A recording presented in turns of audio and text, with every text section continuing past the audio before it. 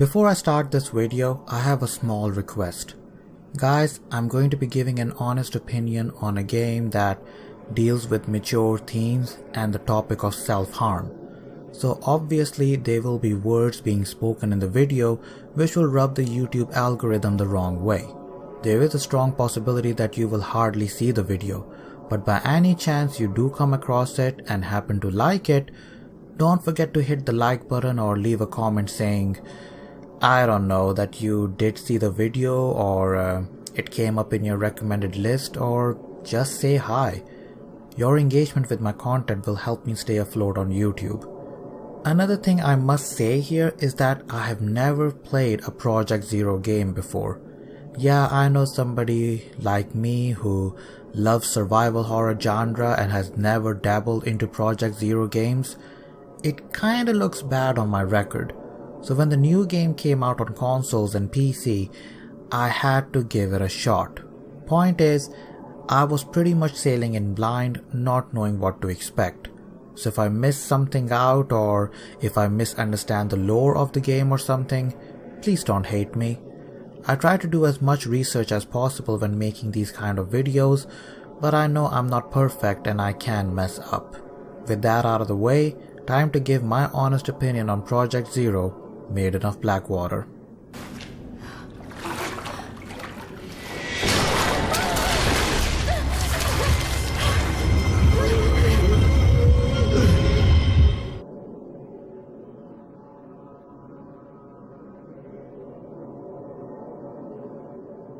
Project Zero Maiden of Black Water was originally released in 2014 for Nintendo Wii U. Yes, that Nintendo Wii U. I looked around online and from what I could gather, it was the 5th entry in the series and it received mixed reception when it first came out. Fast forward to October 2021 and we now have a remastered version of the game releasing on Xbox One, Xbox Series, PS4, PS5, Switch and PC. So yeah, Koei Tecmo pretty much has all the platforms covered when it came to modern day releases.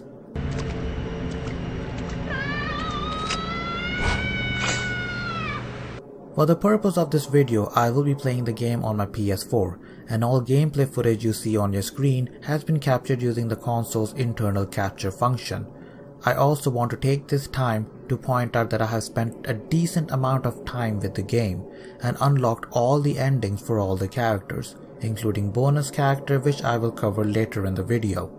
Not trying to flex here, but I just wanted to show you that my opinion is based on spending countless amount of hours with the game.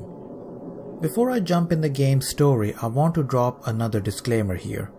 I know I don't need to, but considering it's coming from someone who regularly fights depression and anxiety, I just want you to know that if you're ever feeling alone, or if you ever feel like you can't go on, just remember, you're not alone.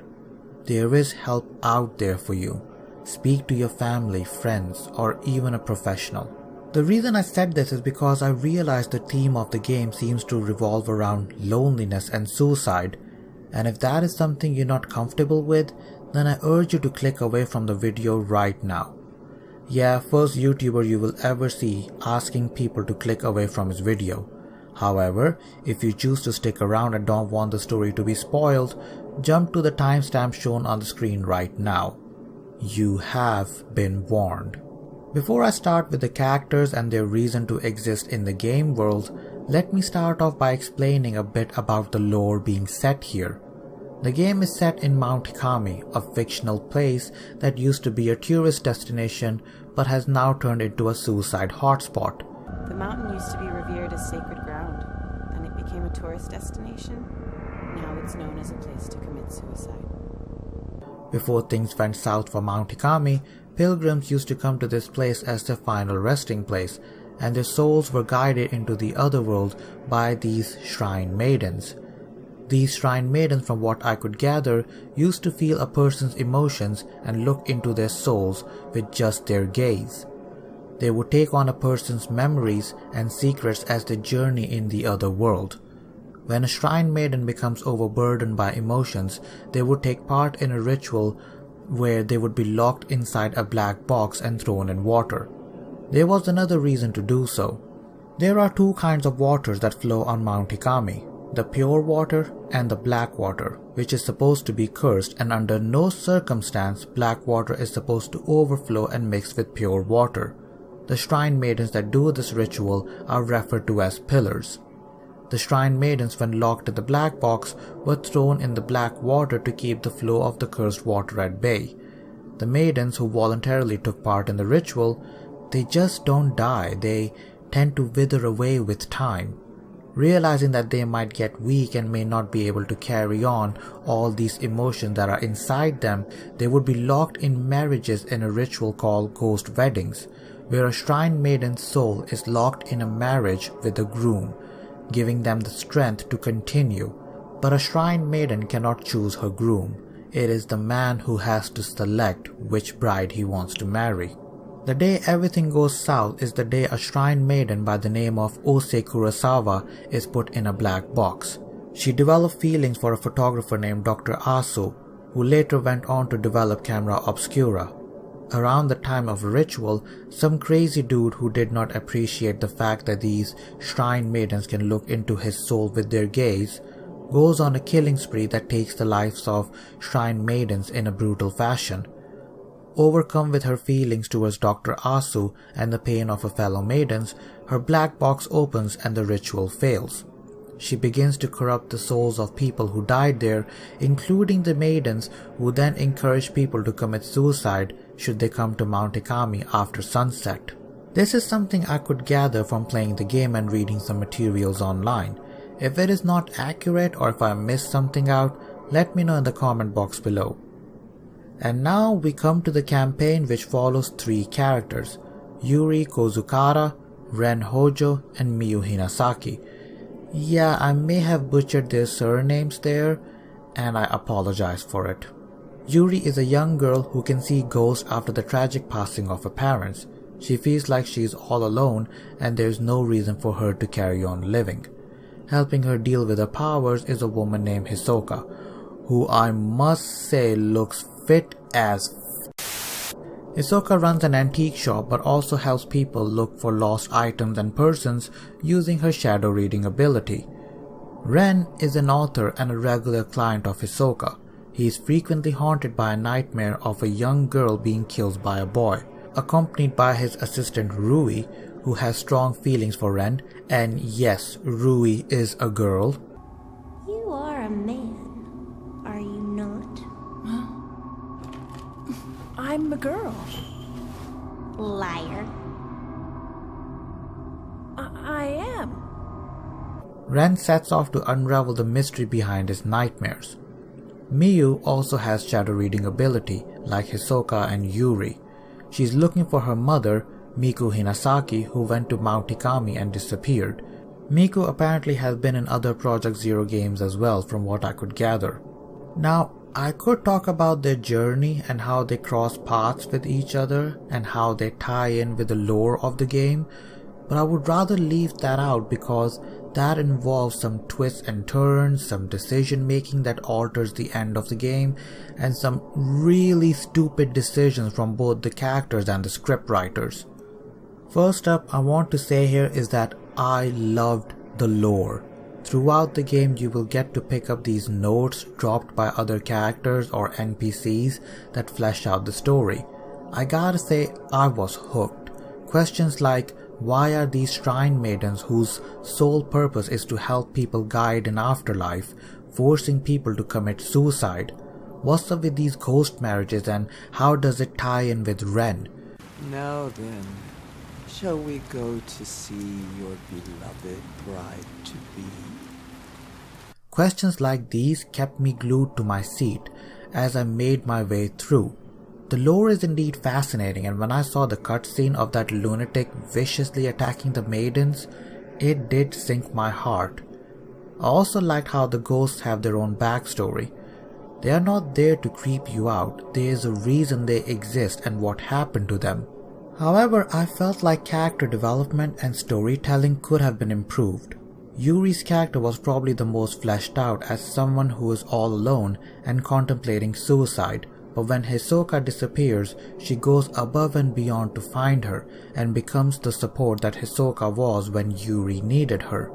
Miyu I felt was the most underdeveloped character, mainly because there were not many missions to play as her, so I could not relate to her as much as other characters, but I found her reasoning to go to the mountain more believable. She's looking for her mother after all and will stop at nothing to get her back. I felt like her missions came a bit late in the game because by that time the game was edging toward climax and I feel like they did not give her the spotlight she needed. Ren, I must say, has to be the weakest, most poorly developed character in the game. Literally, anytime this guy tries to do something, he fails at it. And while I don't mind characters failing in storyline because that means there is room for growth, I don't appreciate characters failing all the time. Like literally one of the chapters in the game has you protecting the antique shop while other characters take a rest. Ghosts are charging in and it's up to Ren to protect the shop, and the chapter ends with Ren falling asleep. And that was not even the first time when he failed to protect characters in his care. He was just portrayed as this weak character, which is a shame really because out of all the endings the three characters had, Ren had the most endings. Some of them pulled my heartstrings in more than one way. Goodbye, my love. Goodbye. But he simply wasn't relatable and had no redeeming qualities. Storytelling was also quite weak because it looked like the developers or the person who wrote the script ran out of ways to send characters back to the mountain. This was the structure of most missions in the game. You go on the mountain to look for someone. That someone is rescued only to be shown walk out or disappear again because the mountain is calling them. Really, I kid you not. There are 14 missions to play. The first 4 are your basic tutorial missions, but after that, it gets serious. If you skip the spoilers, here is what I thought about the story. The lore was rich and mysterious, the story overall was good, but the storytelling and the character development was very weak. Time to talk about the gameplay, and I will break this into 2 sections, exploration and combat. Exploration is controlled through third-person perspective. You can walk, run, crouch under objects to move forward, pick up items very slowly to avoid being grabbed by this ghost arm, and discover the mysteries of the land by taking photos of ghosts that appear in the distance. Honestly, I kinda enjoyed exploring levels, hoping to take photos of ghosts that may be lingering in the background. There is always a handy indicator on screen to let you know if there's anything of interest around you. It could be an item, a note, or a ghost peeking at you. It also sets up some amazing creepy moments, like in one mission I opened the door and a ghost was just standing there just waiting to attack me. It's moments like these that made the game stand out from the rest of survival horrors I have played in recent memory. During your exploration, if you ever lose your way, you can hold right trigger to activate psychometry that lets you track people using their past shadows. And trust me, that is a neat feature because a couple of times I found myself lost in the woods and I needed to find a way out. There is a map that you can use and it is quite helpful. Hovering over a room or a corridor in the map will show you a thumbnail of that room or corridor to kind of jolt your memory. Character wetness I can't even say that with a straight face. Character wetness is also a huge deal in the game. The wet you are, the more likely you are to be attacked by ghosts and spirits. There is a gauge at the bottom right corner of the screen that shows how wet you are. It will begin to fill up if you are standing in the rain for too long. Sometimes I found myself in knee-high water and had to make sure that I don't get knocked back from a ghost that would drench me. You can use purifying items to get rid of moist. You can dry the characters by using purifying items, but once I got a hang of the combat, I never used them. In fact, I welcome the challenge. After all, the more ghosts I defeat, the more points I will earn, which will help me upgrade my camera in a long run. But more on that in a minute. I must say here, graphically, I was impressed how you could see the character getting drenched in real time and how their clothes reacted to it. It was pretty impressive stuff. Combat is done in first person. Hitting the triangle button will bring up the camera. Taking photos of the ghosts will drain them of their spirit, weakening them and eventually exorcising them. But there's quite a lot to combat and I want to go through it. First up, the camera itself. The camera obscura. You can equip different lenses and use different films to combat ghosts. Some lenses can regenerate your health depending on how much damage you deal out. Some will do more damage, some will slow enemies in their path, and so on. Using these lenses requires spirit power that you can accumulate by inflicting damage on your enemies. Once you have enough spirit power, press the square button to unleash a special attack. I must stress here, out of 3 characters, Ren is the only character that does not have a camera with spirit power. Instead, he has 4-shot ability that lets him take 4 consecutive shots without the need to reload. However, after these 4 shots, the reload time is extra long, so be careful when using that ability.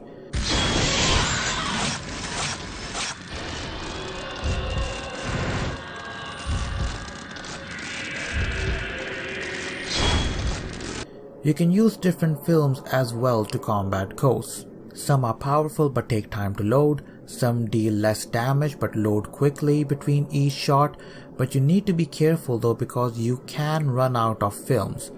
Unless you use the default 07mm one because that one is unlimited, but it is extremely weak. When you take photos during combat, ghost fragments will begin to appear. If you manage to take a photo of several of them together in a frame, you will deal extra damage. But the real fun comes in when you're dealing with fatal frames.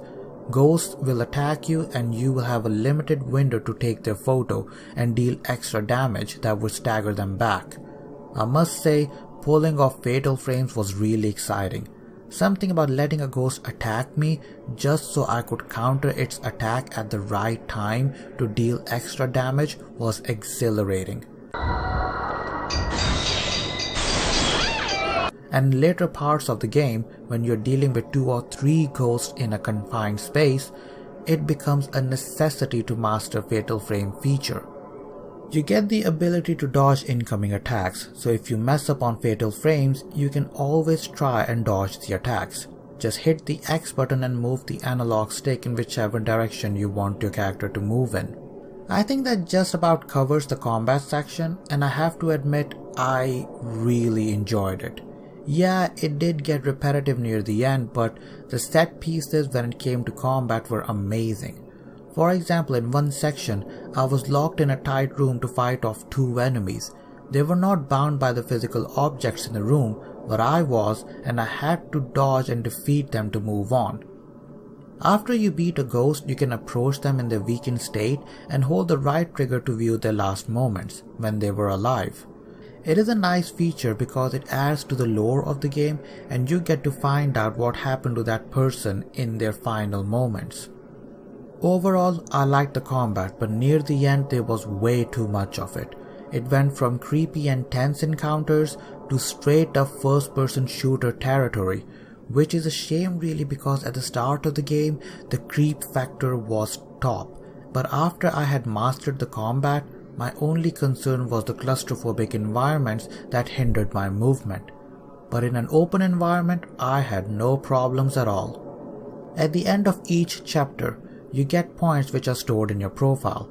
What I mean by that is, if you choose to replay a certain mission, the points you collect from that mission will transfer over to your profile. So in theory, you can play, say, Mission 6 over and over again to get points and level up. By the time you reach Mission 13, you will be an absolute badass. Speaking of leveling up, you can upgrade your camera and any attachments you may have. You can upgrade lenses and increase its power, or you can upgrade the camera's film loading speed, increase the damage, its range, and soul absorption. You can even purchase healing items or films using points, although on normal mode, you start out with a healthy amount to begin with. There is no Japanese game complete without fan service, and there is plenty in Project Zero, Maiden of Black Water. You can use your accumulated points to purchase new outfits for your characters, and look, I get it. Some people have problem with fan service these days, and we can clearly see in Western media with the whole desexualization of female characters. But it was kind of refreshing to play a game from an era when developers were not afraid of putting in some fan service or jiggle physics in their games. I mean, for crying out loud, people have a problem with female space mouse in Ratchet and Clank games these days. Oh my!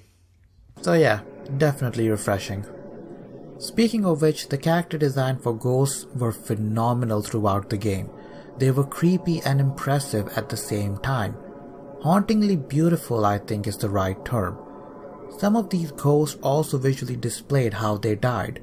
So if someone died by hanging themselves, you can see a noose around their neck. Or if someone died in a car accident, their legs will be crushed and they will be crawling towards you. One of the more impressive boss battles in the game had a nice underwater effect to it. It looked like the boss was underwater as her clothes, her hair moved like they were totally submerged. Like I said, hauntingly beautiful. If you're a fan of in-game photo modes like Days Gone and Death Stranding, you will be happy to know that there is a photo mode on offer here. Holding L1 and hitting the square button will bring up the photo mode. Yeah, you get your standard camera effects, frames and stuff, but what I really liked was how you can bring in other characters. If you have unlocked them in story mode, you can bring them in the photo and post them in whichever way the game allows you to do so. It is a pretty good mode and the results can be pretty impressive. These are some of the photos I took. The visuals overall were alright. The character models looked good and the environments felt serviceable. They were not mind-blowing or anything, but they did a good job of setting up the mood. In some instances, I felt like the environments were darker than normal, but it did not break the experience.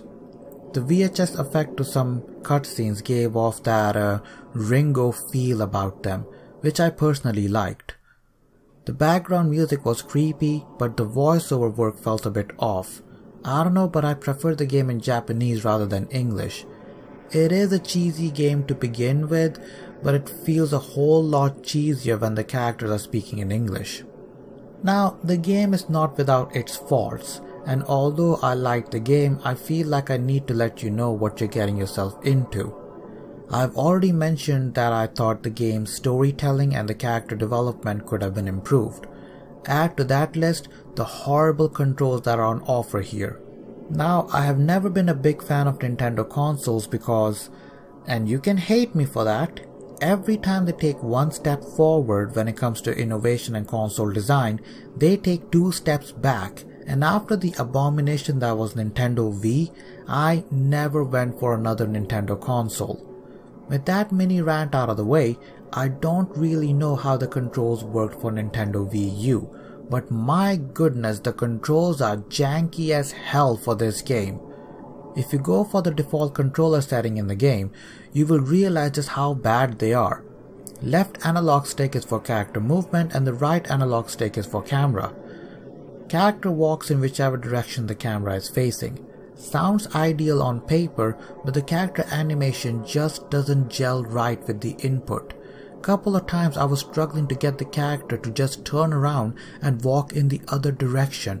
I felt like I was steering a truck. I bet people playing Truck Simulator will feel right at home with this game. But not only that, the game assigns different actions to one button, and I don't know about anyone else, but I hate it. For example, the left trigger is used for 2 things. Pull it once to reposition the camera behind the character, and hold it to start sprinting in whichever direction you're looking into. Once again, on paper it should work fine, but in actuality, if you get a jump scare or if you get attacked by a random ghost, you need to move the camera in the direction where you need to go to, ideally put some distance between yourself and the attacker, face that direction, pull the trigger once to reposition the camera so you know where you're going to go, and hold the trigger to slowly start sprinting. If that sounds complicated, trust me, it is, and many times I ended up running into my aggressors rather than running away from them. Same goes for right trigger. The right trigger is used for picking up items, reading past shadows, and when ghosts are weakened, you can use the ghost reading ability if you're close enough, and half of the time the game can't tell what I want to do. If I want to pick up an object, my character needs to be at a certain location on the x-axis and need to face a specific direction for me to interact.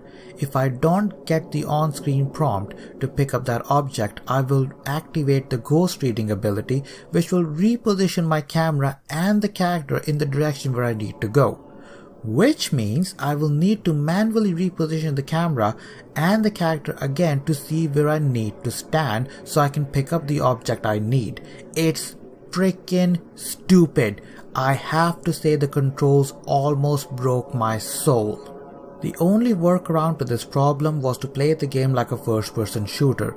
The moment my controller vibrated to let me know that there's an enemy around me, I jumped in first-person mode to look around instead of using third-person camera to see where the threat was coming from, because that was easier than what I had just mentioned before. It doesn't really help with the animations either. Now this is the game from 2014 and I can understand the animations being stiff, but what I don't understand is why the animations for certain actions are so slow. For example, sprinting. Some sections in levels slowed your sprinting speed. It is not a big deal because the developers do it all the time for indoor and claustrophobic environments. But outdoors, that doesn't make sense. Sometimes I was sprinting at normal speed, sometimes it just slowed down. And yeah, I can understand the focus is on tension building, but when there's nothing happening around me and I just want to move on to the next point of interest, I want to do it as quickly as possible. Same goes for item pickups as well. Once again, the focus is on building tension, that you could be grabbed by something from the other side. But after I had sit through the same slow animation throughout the game for every item I picked, I just became lethargic. I was like, yeah, if I get grabbed, I get grabbed. It is what it is. I just want the damn item in my inventory. I mean, when you are out in the forest or exploring haunted places, yeah, I guess it makes sense. But when you're in your antique shop where you can rest, why are you cautiously approaching items there? You can still get grabbed there, and I wonder why. In my opinion, it would have been much better if I could just pick up items as normal, as seen in games like Resident Evil or Silent Hill.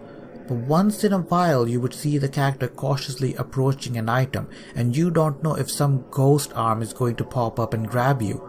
That would have made it a whole lot better than being on edge all the time. If you have played the game, then you know what I'm talking about, which also means that I will be talking about that mission. Yes, we are going to talk about the 9th mission where you run away from Maiden of Black Water and escape Mount Hikami. And trust me, that part is bullshit. The whole idea is that you need to get out of the area.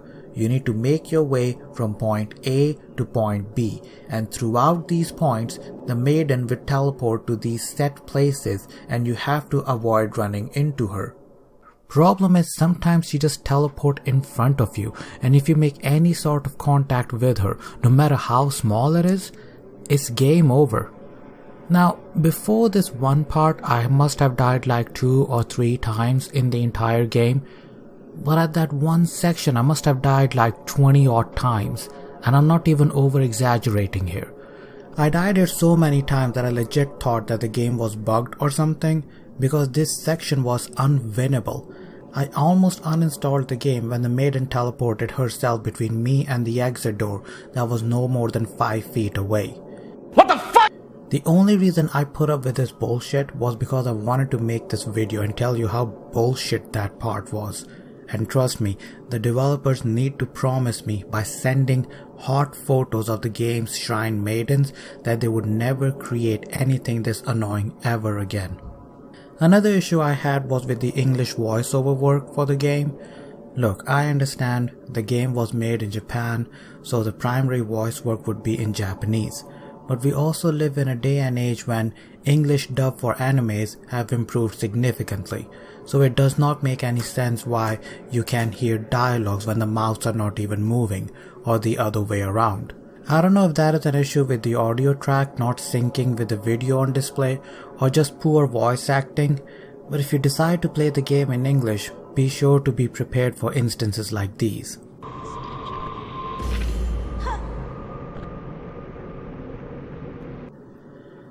After finishing the game, you can play as Ayane, yes, the iconic ninja from Dead or Alive series, and she has her own campaign complete with voiceover and cutscenes.